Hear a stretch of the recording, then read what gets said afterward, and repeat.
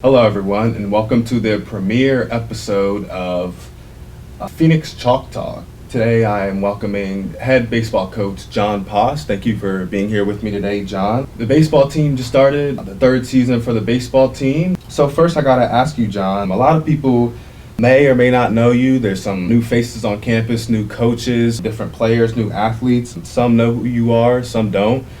What would you say John Poss is, and kind of let's talk about who you are and what you bring to Wilson as a coach and as a former player. I would say, for me, I'm a big family guy. My family is extremely important to me. I'm actually the father of a college athlete right now who plays Division III volleyball. So, between, her schedule, my schedule, obviously, things are always busy, which is a good thing. Myself personally, I played obviously baseball, soccer and football and tennis and swimming growing up. Kind of like to dabble in everything as an athlete. At DeMatha, where I attended, I went back down to baseball and soccer and then punted and kicked my senior year for the football team and decided baseball would be the route I would choose to go to college. Played at Winthrop University, which is a Division I school in the Big South. Finished my college career in 1998. It shows you how old I am now. But and then had an opportunity to play professional baseball from 1998 through 2002. Which was, an incredible opportunity for me as a person, and a lot of hard work gone into to getting that far in as a career, obviously. And then took about 5 or 6 years off after playing. I think I was a little baseballed out. When it's your job, it's kind of different, I think, than just going and enjoying the game. It becomes much more of a business at that point. So I think I just needed a few years away. I went back to DeMatha in 2007 as an assistant coach. Really enjoyed it, missed the game tremendously, and then I took over another private school program in Annapolis in 2011 and coached there until I came here to Wilson. So kind of bring us to where I am today. That sounds good. So as we can see and as everyone else can see, you have a strong background of baseball, playing wise and obviously coaching wise. What exactly brought you to Wilson? The opportunity to start a program was so unique from the ground up. I mean, there's not many programs, where that starting a team from scratch become available. I just thought the opportunity to kind of create a culture and to implement, my beliefs in the game and how our guys are going to go about practices and the way we represent the college on and off the field was big to me. So again, sometimes when you're coaching, I think you get into inheriting other people's rosters. So that gave me the ability to obviously bring in my own kids and kind of build from there. So that was probably the biggest thing. Obviously the proximity as well with my daughter being in Pennsylvania as well, and then my family being, in Maryland, which is, a drive away on the weekend was a unique opportunity to kind of tie everything together. That sounds good. I'm glad you brought the family aspect into being a coach. I know a lot of people look up to their families and use family as a support and a backing to being who the person you want to be. Yeah, it's huge to me. I mean, again, looking back on my career, and that's kind of, the funny thing I tell people, I never thought I would coach. That wasn't really on my radar. But when I started at DeMatha and I think the relationships that you can build with your players, was really what caught me right away. Again, maybe being a player that had played at a high level, that maybe they take some of the things that that you say differently because you're obviously in a spot that you were in a spot that they want to try to get to. So I'm very honest and upfront with my kids about about real life and I try to use baseball to teach them about real life, accountability of having each other's backs and family first. And there's some very strong feelings I have of being a family first person, so that comes into a lot of the way I coach my teams and you either get on board or you don't, and that's pretty much going to dictate, how, again, the talent level doesn't come in necessity all the time. At that point, it's about, and that's kind of where we are, and it's an exciting time for me and for Wilson College baseball. Indeed, Coach Post. Let's talk a little bit about last season. You guys started 7-3, only got to play 10 games amidst the pandemic before COVID hit. How do you use that momentum from last season and turn that into this season and the goal within the goals and expectations? Last year was obviously unfathomable for, I think, everybody. Athletes, non-athletes, adults. For me, I'm a big, huge advocate on mental health. I've struggled with some myself with anxiety for 20 years. It took me a really, really, really long time to open up about that, being, unfortunately being a man, and it's become so much more acceptable now with Kevin Love and Michael Phelps and so many athletes speaking about it. Obviously, first and foremost, that was what I wanted to be there for my players for the most, was, to check in on them throughout the season. I think kids end up performing, when I say kids, young men, I guess, at this point now that I've made the jump to college, of, at the end of the day, I want them not only to look at me as a baseball coach, but also, an adult who has, traveled a lot of the roads that those guys are going to, and again, I want to steer them in life. My goal always for my kids here is for them to leave as better employees, better husbands, better sons, better, everything.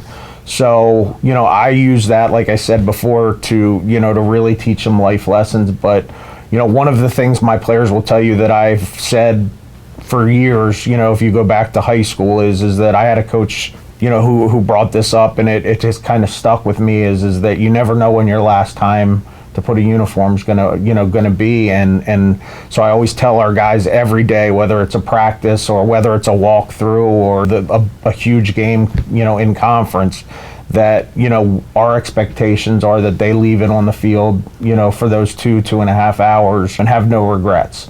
And again, as you guys as athletes know, it can be taken away at any time, whether it's health, whether it's, pandemics, whether it's academics, injuries, all sorts of stuff. So it was tough, but it was a great start to our season. We started 7-3, very easily could have been, 9-1. We kind of gave away a few games, but it was a great start for our second season. I know the young men now are really, really excited to get going again. We're obviously still not back to status quo as far as everything, but I think the most difficult thing is been for, my players to, just with the restraints and starting in small groups, we're getting to that point, but it's just a unique year, and again, I tell our players all the time, we have to make sacrifices, in order for us to stay healthy for this season. Sacrifice is definitely something you guys will have to make. Now, I know I've heard from a lot of your players actually that you're an accountability coach and you hold them accountable into certain standards. So, what standards and expectations do you have for the team? Just in all honesty, I feel like if again, I think it goes so much more than wins and losses. It goes to what type of young men that are leaving here. Obviously, my success as a coach isn't going to be when I look back on how many wins and losses I had. It's going to be more on the relationships and the guidance that I feel like that I'm hopefully giving my players. My staff is absolutely incredible. I've been blessed to have a unbelievable coaching staff, and we have expectations of our players, and there's consequences when they don't perform or they do something that's not acceptable in the way we want to run things. But overall, it's just being a good, solid baseball program on the field, but also off the field.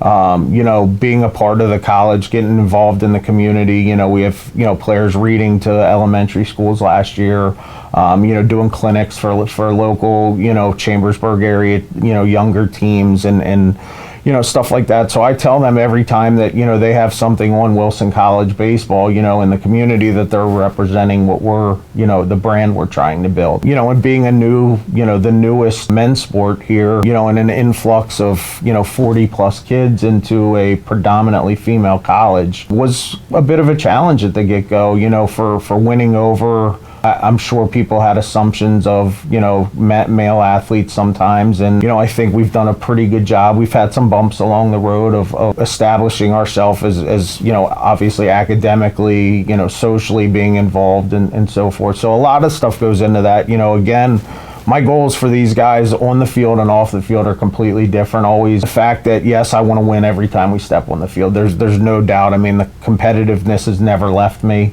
I'm a fiery guy as a coach, and I think our kids like that. They know that, again, that it means a lot to me, but it also means, when I finally do, take some breaths and step off the field, again, the importance of them leaving here with, social and moral, value to who they are as young men is the most important to me.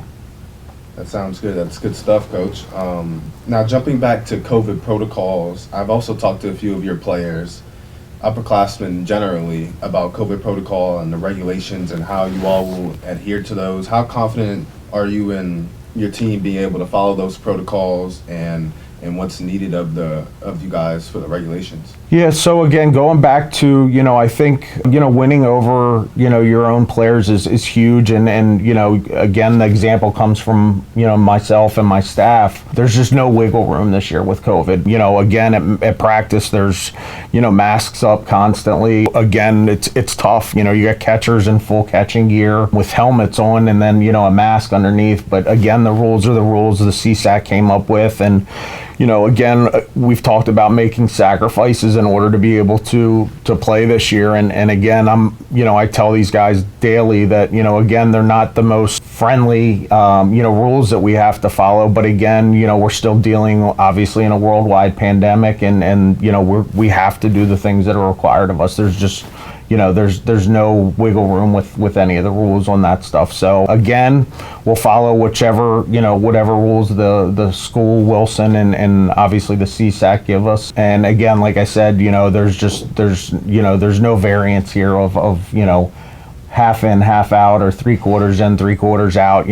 It's we're all in or nothing. I've left no doubt that these are the expectations and these are the rules this year. That's a great mentality to have. My last question here would be, what have you been doing for the players specifically on the team for workouts? I know due to COVID protocols, kids going back home, gyms are shut down, they can't really go outside because it's cold to work out, they need facilities to go to. What have you been doing to help keep these kids motivated to keep working out and to just stay positive about having a season? Zach, it's hard. I'm not going to lie to you that, there's some kids that have, come back in absolute phenomenal baseball shape. There's obviously, it's not a super, vigorous cardio type of sport, but it's very specialized and you take, literally 10 months off. March 11th of 2000 was the last time we were together as a team, and, early first week in February. So that's an 11-month layoff. And over the entire time I've been telling these guys and trying to reiterate to them that this possibly could make or break your baseball career. Full year of whether, you get after it however you can. Again, I agree with you, with gyms being closed. And luckily this summer there was a break that a lot of my kids got to play in collegiate summer leagues. Obviously it didn't look like your standard baseball, that we've done, but, so some did have that opportunity and a lot of it has been on them, though. I mean, I again, when you're trying to teach young men, some life lessons, obviously when you're coaching 40 plus kids that, I kind of have to put it on them at that point. We'll arm you with everything, the workouts and the throwing programs and so forth, but it's got to be an inside thing for them, a fire that's burning inside of them to want to get better. That sounds great, Coach Boss, and I thank you for taking time out of your busy schedule and your busy day to come in and speak with me today and sit down with me for my premiere episode of Phoenix Chalk Talk. one-on-one sit-down interviews. Once again, this is head coach of the baseball team, Coach John Paz. Thank you for tuning in, and thank you, Coach. Thanks, Appreciate Zach. it. I appreciate it.